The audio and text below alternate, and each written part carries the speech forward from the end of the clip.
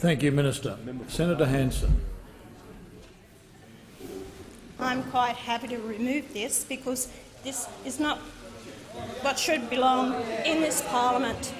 My question is Point of order, Senator Wong. Waiting the question. Thank you. Senator Hanson, your question. To Senator Brandis, the Attorney-General. Senator Brandis, in light of our national security of this nation, will you work with the to actually ban the burqa in Australia, considering— Just a moment, Senator Hanson. I need to hear the question, so can I have some order on my left and my right? Senator Hanson, would you commence your question again, please? In light of what is happening with national security, there has been 13 foiled national threats against us with terrorism, 3 that have been successful, and Australians have lost their lives. Terrorism is a true threat to our country. Many Australians are very much in fear of it. Order. What I would like to ask on behalf of the Australian people, considering there has been a large majority of Australians wish to see the banning of the burqa. Our 2 former Prime Ministers, Julia Gillard— Senator Hanson, the time for asking the question has been expired. Order on my left. Senator Dastyari. Senator Dastyari. And Senator MacDonald. Attorney-General Senator Brandis. Thank you, Mr President. Senator Hanson, no, we will not be banning the burqa.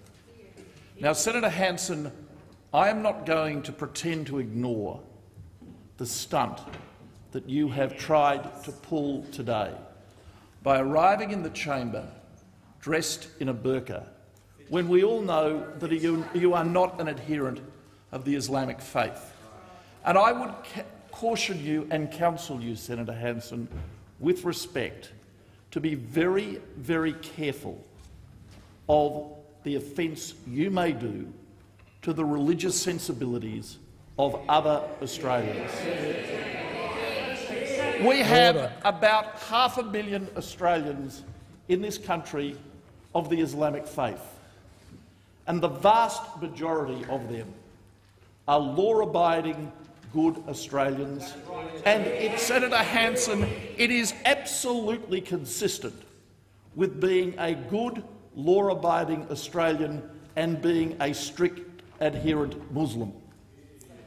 Now, Senator Hanson, for the last 4 years I have had responsibility preeminently among the ministers subject to the Prime Minister for national security policy.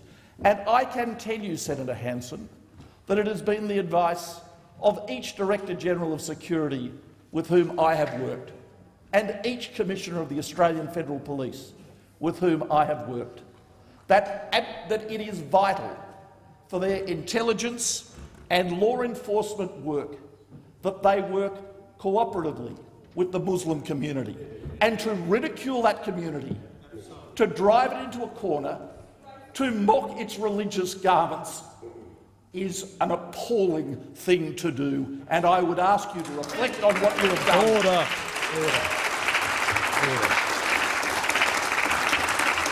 Order.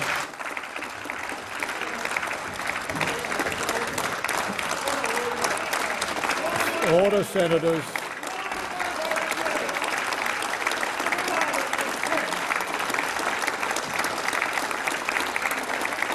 Senators on my left, please resume your seats. Senator Wong, on a point of order. If I could, by leave, make a very short statement. Is leave granted?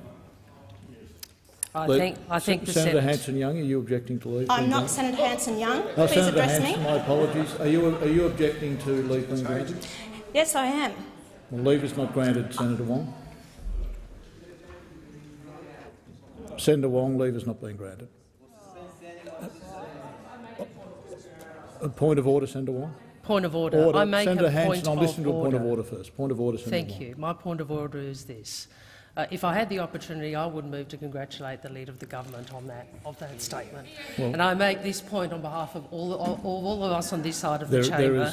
It is one thing to wear religious dress as a sincere act of faith. It is another to wear it as a stunt here in the Senate chamber. Senator Wong. Senator Hanson, are you asking your supplementary question? Or My supplementary question is: Supplementary is the Attorney-General aware that the The burqa is not a religious requirement at all.